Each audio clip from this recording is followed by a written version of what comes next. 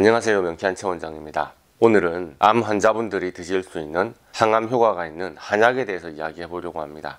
제가 아무래도 명쾌한 최원장 채널에서 한약 이야기를 하는 것은 오늘이 처음이 아닌가 싶습니다.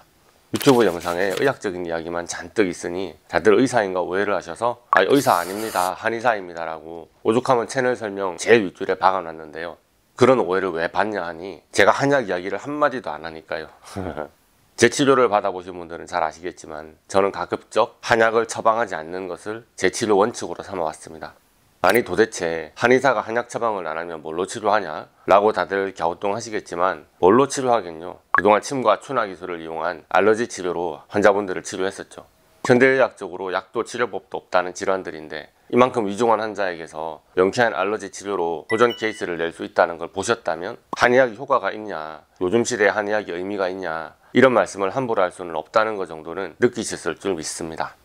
제가 그동안 한약을 가급적 처방하지 않았던 데는 이유가 있습니다. 한의사로서 한약 처방을 주저하는 이유라고 제가 블로그에 못 박아놨습니다. 왜냐하니 일단 알러지가 심한 제 입장에서는 한약이 제 몸에 잘 안 맞았습니다. 그리고 알러지 대마왕 밑에 우리 알러지 패밀리들이 명쾌한 한의원에 옹기종기 모여 계신데요. 어디 가서도 어떤 치료에도 효과를 잘 못 보시던 환자분들을 놓고 보니 한약이 잘 맞는 분을 찾는 게 어려웠습니다. 아니 음식도 제대로 못 삼키고 소화 못 시키는 분들인데 약성이 훨씬 더 강한 한약이 몸에 맞는 게 쉽겠습니까? 그리고 저는 알러지 치료를 통해서 몸의 자연 치유력을 극대화하는 것이 약을 먹는 것보다 우선이라고 생각했고 평소에 먹는 음식 자체가 약이 되어야 한다는 것을 저의 치료 철학으로 삼았기 때문에 환자분께서 먼저 요청하시지 않는 한 제가 먼저 한약 처방을 받아서 한번 드셔보시죠 하고 권한 적은 없습니다.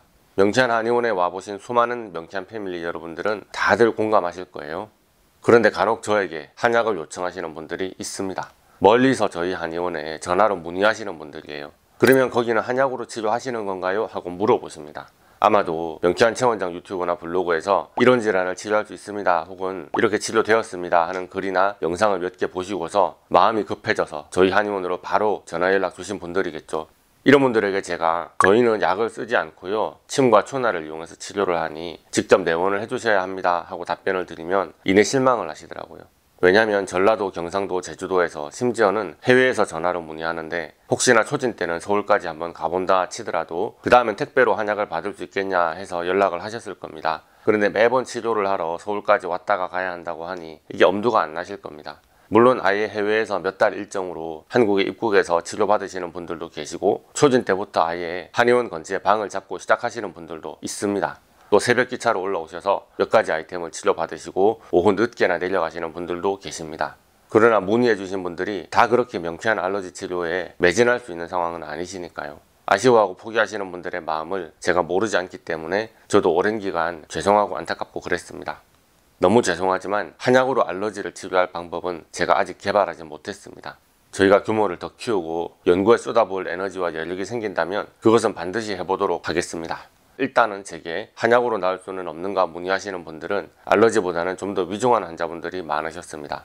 간에 좋은 약은 없을까요? 혹은 암에 좋은 약은 없습니까? 하고 물어보시더라고요. 이뇨제를 먹어도 복수가 안 빠지는데 한의학에서는 복수를 빼는데 좋은 한약은 없습니까? 하고 궁금해 하시고요. 항암을 하고 있는데 너무 고생스러워서 그 독성을 좀 낮춰주는 비방은 없냐고도 물어보십니다. 그래서 오랜 기간 고심을 했습니다. 이런 종류의 한약을 명쾌한 한의원에서 도입하는 게 과연 지금까지 치료해왔던 우리의 정체성을 해치는 것은 아닌가? 아니면 환자분들에게 뭐라도 좀 더 도움을 드릴 수 있는 방향이 될 수 있겠는가? 고민을 많이 했습니다.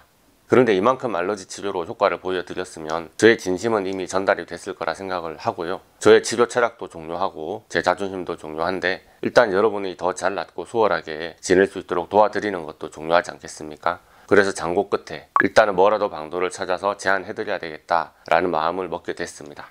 일단 명쾌한 알러지 치료에 대해서는 대한민국에서 저 혼자 연구하고 치료하고 있던 중입니다. 왜냐하면 제가 추나 기술을 이용한 알러지 치료에 특허를 내놨기 때문입니다. 그런데 오늘 언급하는 한약에 대해서는 연구하시는 분들이 아주 많습니다. 그래서 간질환과 암에 대한 한의학계 연구를 많이 찾아봤는데 그중에 대전대한방병원 종양과에서 연구했던 항암단 자료를 소개해봅니다. 항암단을 투여한 암 환자 320명의 케이스를 종합해 볼 때 항암단이 여러 종류의 악성 종양에 대해서 전이를 억제하고 면역을 올려서 항암 효과를 볼 수 있다고 합니다. 항암단에는 의인, 삼칠근, 동충하초, 해마, 산자고, 인삼, 진주분, 우황, 사향이 들어있는데요. 이 성분들이 암 전이 유전자의 발현을 현저히 약화시키고 혈관의 신생을 억제해서 암세포의 정식이나 전이를 억제하는 효과가 있다고 합니다. 또 초기에서 말기 환자분들에게 식욕부진이 자주 나타날 수 있는데 식욕부진으로 인한 영양실조가 오히려 암보다 더 무섭다고 영상을 몇 번 올렸죠. 식욕부진이라는 게 암 진단을 받은 정신적인 충격 때문일 수도 있겠고 항암과 방사선 치료의 부작용일 수도 있지만 암세포의 대사 과정에서 나오는 부산물로 인해서 신체 감각이 망가지는 과정과도 연관이 있습니다. 맛도 냄새도 감각도 질감도 다르게 느껴지니까 입맛이 변했다, 밥맛이 이상하다, 먹기 싫다 그런 생각이 들 수밖에 없는 거죠. 그런데 항암단을 투여했을 때 80%가량이 식욕부진이 호전되었거나 더 악화되지 않았다고 응답했다고 합니다. 암 진단을 받고 나서 기력이 쇠하거나 힘이 없거나 근육과 체중이 과하게 빠지는 분들이 악역질로 악화돼서 아무리 좋은 것을 먹는다고 해도 영양실조로 빠지게 되는 그런 상황들을 예방할 수 있을 것 같습니다. 혈액학적 상태 분석 및 효과에서는 평균 호전 및 유지율이 74.2%였다고 하고요. 백혈구는 86.2%, 헤모글로빈은 87.2%, 혈조파는 97.6%, 적혈구는 81.1% 수준으로 수치가 유지되거나 증가되었고요. 종양 표지자 분석에서는 CA는 76%, CA99는 88.8%, AFP는 69.2%가량 수치가 유지되거나 감소되는 것을 확인했다고 합니다. 결국은 혈액학적으로 종양 표지자 수치가 유지되거나 감소된다는 것은 즉 몸 안에서 암의 활성도가 조금 더 낮아지게 만들었다는 것을 의미를 하는 거니까 굉장히 이건 의미가 있는 거예요. 또 삶의 질 QOLA 변화에서는 한방 단독 치료군에서 유지 및 호전율이 100%였다고 하니까 아마도 잘 먹고 안정을 취하는데 항암단이 많이 도움이 됐다는 평가였던 것 같습니다. 종양 크기 변화 분석에서는 한방 단독 치료군에서 유지 및 호전 효과를 80% 정도로 보고 있습니다. 좋은 수치죠.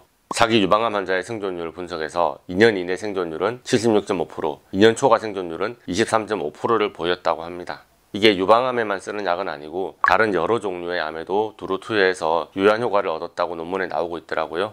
평균 투여 기간은 1개월 이상이고 평균 10.1개월에서 플러스 마이너스 0.9개월을 기준으로 한 데이터입니다. 그리고 제일 중요하죠. 간 수치를 체크한 안전성 분석 자료입니다. AST는 93.1%, ALT는 95%, BUN은 92.2%, 크레아티닌은 93.6% 정도로 수치가 유지되거나 오히려 감소한 데이터를 관찰했다고 합니다. 쉽게 말해서 항암단을 먹어도 간 수치가 오르지 않거나 오히려 간 수치가 떨어진 경우가 93%가량 된다는 결과인 거죠. 그리고 신장 수치인 BUN이나 크레아티닌 수치도 잘 유지되었다고 나와 있습니다.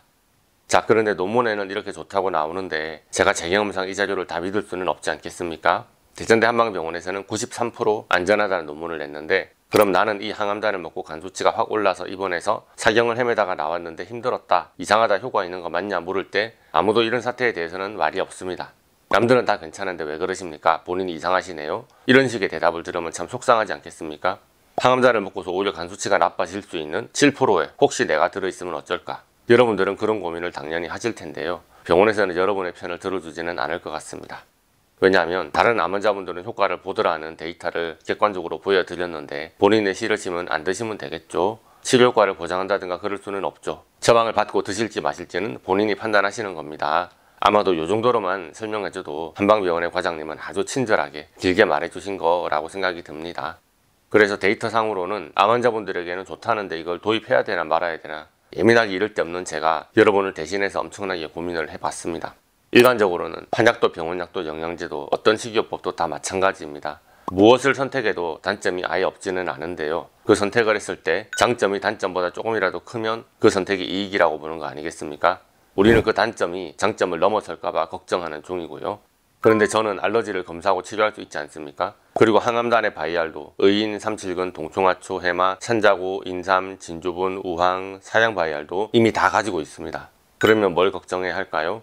먹기 전에 이 항암단이 여러분 몸에 맞을지 안 맞을지 부작용이 심할지 제가 미리 체크해 볼 수 있는데요. 그리고 혹시나 부작용이 효과를 넘어선다고 결과가 나왔을지라도 제가 알러지를 치료할 기술을 가지고 있으니 알러지 양성이 나온다면 알러지를 치료한 후에 이 약의 단점은 줄이고 장점은 극대화시킨 상태에서 복용하면 되지 않겠습니까? 여기까지 제가 대처할 수 있다면 대전대 한방병원의 안전성 데이터보다 좀 더 좋은 결과를 얻어낼 수 있지는 않을까 예상하고 있습니다. 그래서 명쾌한 알러지 치료와 항암단을 병행할 때 항암 관련 한약들이 암의 전이와 정식을 억제하고 환자의 생존 기간을 늘려주고 삶의 질을 개선하는 부분에서 시너지 효과를 낼 수 있지 않을까 감히 그렇게 생각해 봅니다. 초기에서 말기까지 다양한 병기에 계신 암 환자분들께 좋은 소식이었기를 바라봅니다. 오늘의 영상이 도움이 되셨다면 좋아요, 구독, 알림 설정 부탁드리겠고요. 혹시 질문 있으신 분들은 댓글을 달아주시거나 네이버 톡톡으로 문의해 주시기 바랍니다. 감사합니다.